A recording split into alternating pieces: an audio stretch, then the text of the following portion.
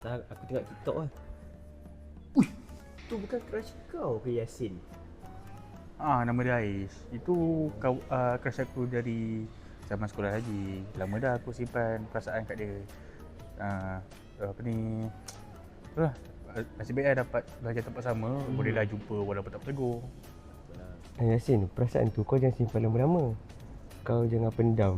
Nanti kalau kena kebas, kau menyesal tau. Betul lah tu. Tapi nantilah aku luahkan perasaan tu. Kan? Mana tahu dia ada jodoh kan. Lagipun kita pun dah nak ambil belajar. So, ya nanti aku confirm kat dia kan. Kalau ada jodoh adalah nasi minyak. Hati tenang mendengar suara indah menyapa, geloranya hati ini tak kusangka. Rasa ini tak tertahan. Hati ini selalu untukmu. Terimalah lagu ini dari orang biasa, tapi cintaku padamu luar biasa. Ni Yasin, kata kau senyap hari ni. Tak macam biasa. Tak ada apa lah main.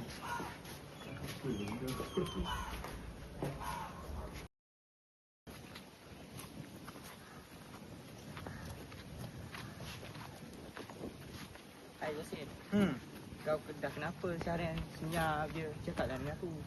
Tak ada apa lah main. Pasal Ash ni. Kenapa dengan Ash? Semalam aku dah luahkan perasaan kat dia dah. Lepas kita habis lepas malam. Begitulah. Dia respon tu agak sedih kan pula. Dia kata apa? Dia kata dia tak boleh terima aku pergi. Sebab dia nak sambung like study. Lah, exam kita kan 3 bulan lepas ni. Bukan kot. Dia nak sambung master. Pandai. Aku gurau je Yasin. Macam ni. Dengar kata-kata aku ni. Walaupun aku rembat quotes ni dari Google, tak semua yang kita sayang boleh dimiliki. Okey? Hai, semua dah balik kan. Lah ya.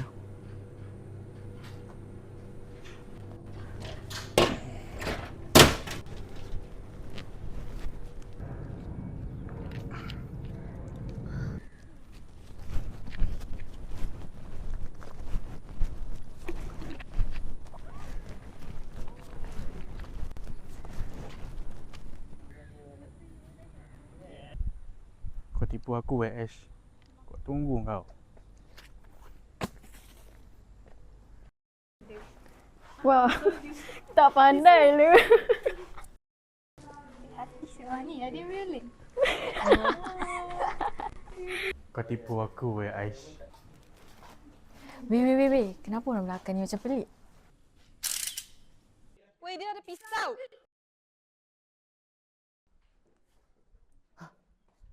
Yasin, kau buat apa tu?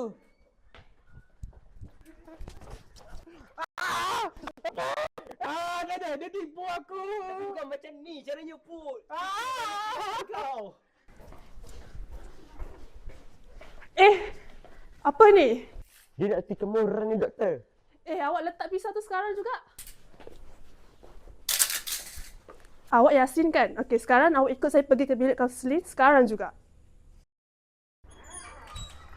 Assalamualaikum. Waalaikumsalam. Okey, masuk. Okey, sekarang ni apa masalah awak? Macam ni doktor. Oh, macam tu. Okey, dengar sini nasihat daripada saya. Awak jangan biarkan emosi awak ni mengganggu diri awak dan juga orang lain.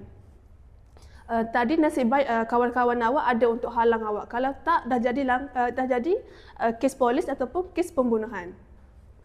Terima kasih doktor atas nasihat doktor tadi. Saya betul-betul kesal dengan perbuatan saya. Jadi saya undur diri dulu ya doktor.